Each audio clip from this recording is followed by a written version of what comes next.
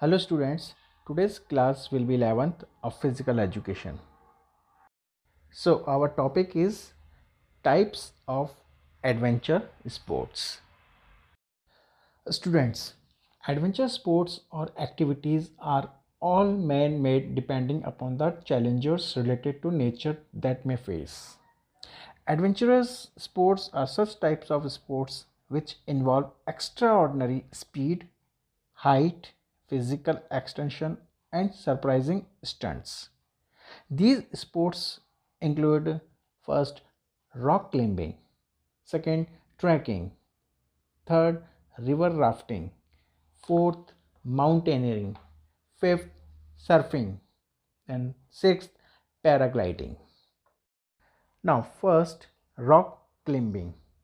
Rock climbing is an activity in which a person climbs a natural or artificial rock surface. The person climbs up or sideways or sometimes slightly down depending on the comfort and feasibility during climbing. This is a very challenging activity where the chances of injury are very high. One should ensure full safety before doing this activity so that during a sudden fall one is safe. Rock climbing वह गतिविधि है जिसमें व्यक्ति प्राकृतिक या कृत्रिम चट्टान की सतह पर चढ़ते हैं। चढ़ाई के दौरान व्यक्ति अपनी आसानी और औचित्य के हिसाब से बहुत ऊपर या कभी बगल में या कभी थोड़ा सा ऊपर चढ़ता है। यह एक बहुत ही चुनौतीपूर्ण गतिविधि है जहाँ चोट लगने की संभावना बहुत अधिक होती है। इस गतिविधि को करने से पहले पूर्ण सुरक्षा सुनिश्चित करनी चाहिए ताकि अचानक गिरने से व्यक्ति अपने आप को चोटिल होने से बच सके। This activity is done on a natural rock where the climber used natural grooves present on the rock as an anchor point during climbing. Choosing the right anchor point and reaching the point at the right time is the actual challenge. Climbers have to keep their body close to the rock surface during climbing and take support from their feet and fingers. During this activity, the climber gains tremendous amount of body strength, confidence, willpower, balance, flexibility, agility, coordination, mental control, and much more. One may start with artificial rock surface as it is created with fewer challenges. Here the climbing points can be adjusted according to the level of the climber. This activity can be done indoors or on an artificial surface in a competitive way. यह गतिविधि एक प्राकृतिक चट्टान पर की जाती है जहां पर्वतारोही चढ़ाई के दौरान चट्टान पर मौजूद प्राकृतिक खांचे का उपयोग ऊपर चढ़ने के लिए करता है। सही खांचे का चयन करके सही समय पर अपने निर्धारित स्थान तक पहुंचना ही वास्तविक चुनौती होती है। पर्वतारोही को चढ़ाई के समय अपना शरीर चट्टान की सतह के करीब रखना होता है और अपने पंजों का सहारा लेना होता है। इस गतिविधि के कारण पर्वतारोही शारीरिक ताकत, आत्मविश्वास, इच्छा शक्ति, संतुलन, लचीलापन, फुर्ती, मानसिक नियंत्रण आदि से लाभान्वित होता है। व्यक्ति को अप्राकृतिक चट्टानों की सतह से इस गतिविधि की शुरुआत करनी चाहिए क्योंकि इसे कम चुनौतियों के साथ निर्मित किया जाता है। इस पर चढ़ने के लिए खांचे पर्वतारोही की सुविधा अनुसार बनाए जा सकते हैं। इस गतिविधि को प्रतिस्पर्धी के तरीके से घर के अंदर या कृत्रिम सतह पर किया जा सकता है।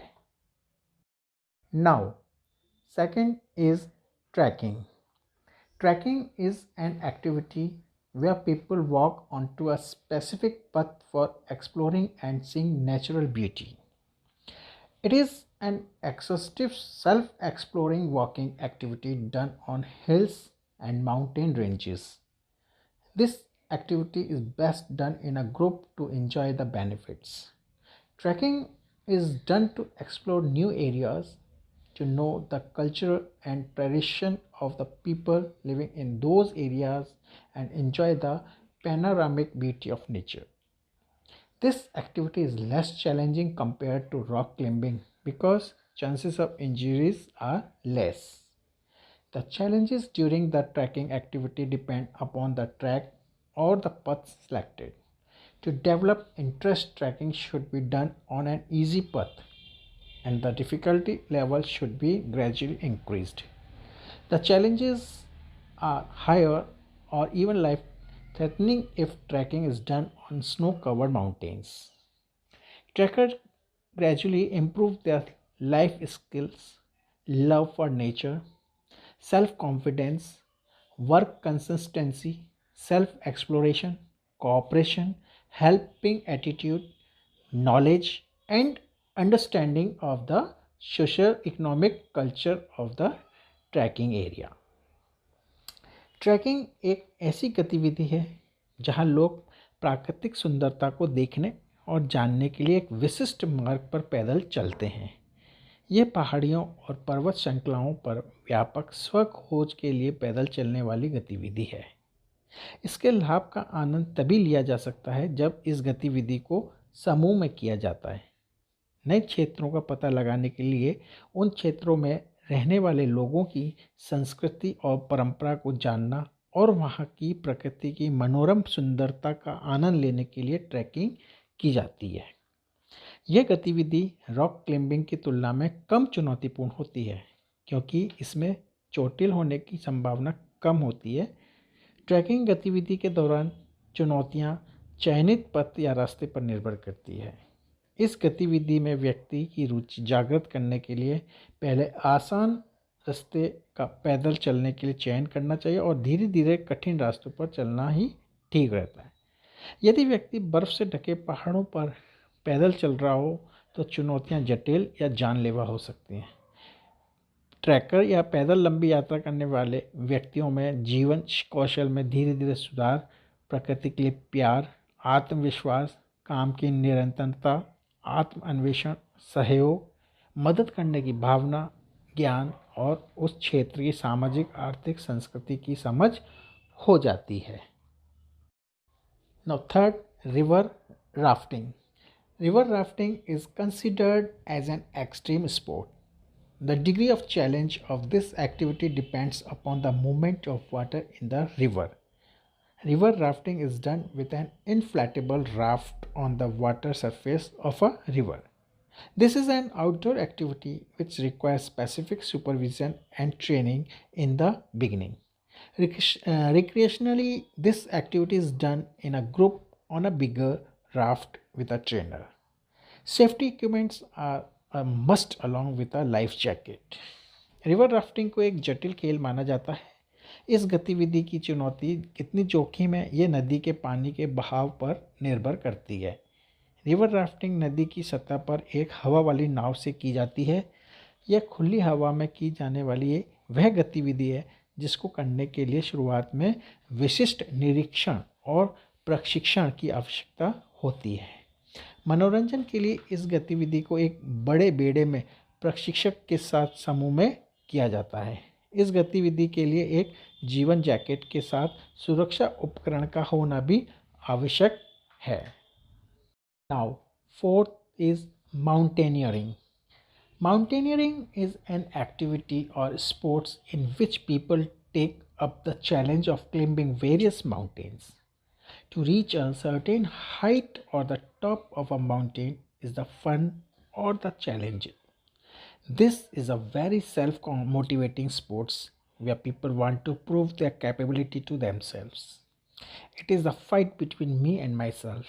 People start with a low mountain and after practicing choose a higher mountain and so on.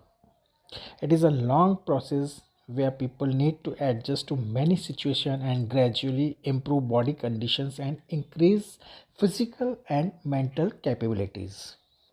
During mountaineering, the climber needs to climb rocks and glaciers, cross snow-covered ranges and valleys, and adjust to high altitude adverse sites and many more life threats.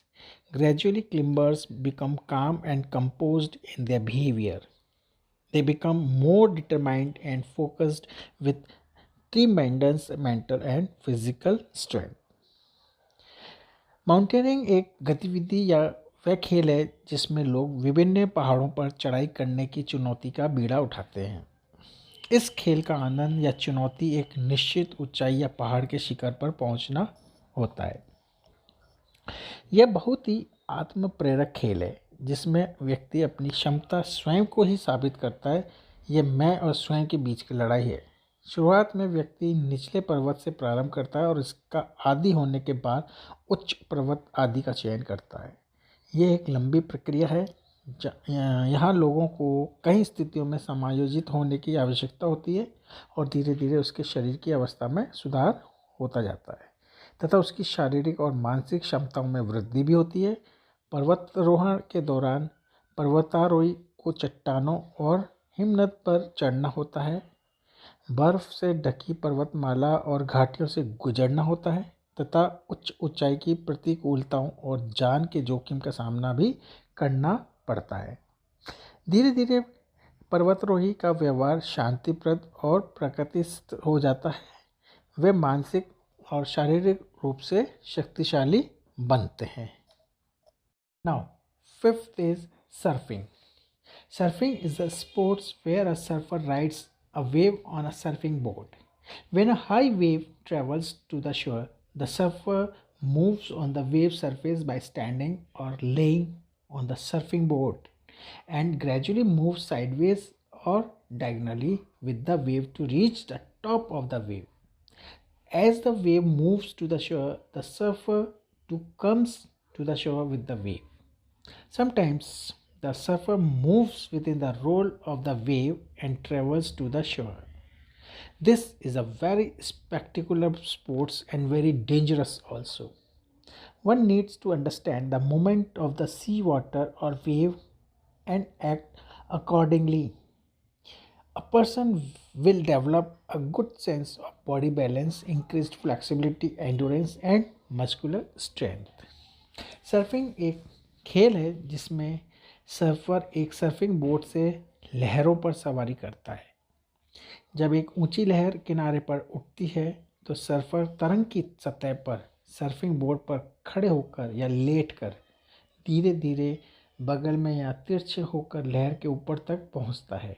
जैसे ही लहर तट पर आती है वैसे ही surfer भी लहरों के साथ किनारे पर आ जाता है। कभी कभी सर्फर लहर के घुमाव के भीतर और किनारे पर भी चलता है। यह एक बहुत ही शानदार और ख़तरनाक खेल है। व्यक्ति को समुद्र के पानी या लहरों की गति को समझकर उसके अनुसार कार्य करने की ज़रूरत होती है। इस खेल में भाग लेने वाले व्यक्ति में अच्छी समझ विकसित होती है। शरीर में संतुलन, लचीलापन, धीरज और शारीरिक ताकत भी आ जाती है। Now last, sixth, paragliding. Paragliding is another spectacular and challenging sportswear. Just like a bird, a person floats above the ground in the air and enjoys the beauty of nature. This sport is recreational as well as competitive in nature. The person termed as the pilot sits in a harness which is suspended below a fabric wing comprising a large number of interconnected baffled cells. The flying is done by launching the glider in air where the paraglider's wing or canopy is inflated by the air and it moves above the pilot who is suspended below with the help of a network of suspension lines. These suspension lines help the pilot to glide in air, lift and change direction and speed. There are many levels of learning before a pilot goes for a solo flight. A tremendous amount of mental strength, willpower, determination and confidence is developed through participation in this sport. Paragliding एक शानदार और चुनौतीपूर्ण खेल है जिसमें व्यक्ति एक पक्षी की तरह हवा में ज़मीन से ऊपर उड़ता है और प्रकृति की सुंदरता का आनंद लेता है। ये खेल मनोरंजन होने के साथ साथ प्रतिस्पर्धात्मक भी होता है। इसमें व्यक्ति एक पायलट की तरह एक हार्नेस में बैठता है जो एक कपड़े के पंख के नीचे बड़ी संख्या में परस्पर जुड़ी गतिरोधी सेल से लटके हुए होते हैं। उड़ान भरने से पहले ग्लाइडर के पंखों में हवा भरी जाती है और उन पंखों को पायलट के ऊपर गतिमान होना होता है जो एक नेटवर्क की मदद से निलंबन लाइन के नीचे निलंबित होता है। ये निलंबित रेखाएं पायलट को हवा में उड़ने, ऊपर उड़ने और दिशा और तथा गति बदलने में मदद करती है। अकेले उड़ान भरने से पहले पायलट को प्रशिक्षण के कई स्तर से गुजरना जरूरी होता है। इस खेल में भागीदारी से मानसिक शक्ति, इच्छा शक्ति, दृढ़ संकल्प और आत्मविश्वास विकसित होते हैं। इस प्रकार के साहसिक खेल में भाग लेने वाले व्यक्ति को अपनी शारीरिक और मानसिक क्षमता की जांच करनी चाहिए। Now our topic has finished. Next topic will be in further videos. Till then, stay home, stay safe.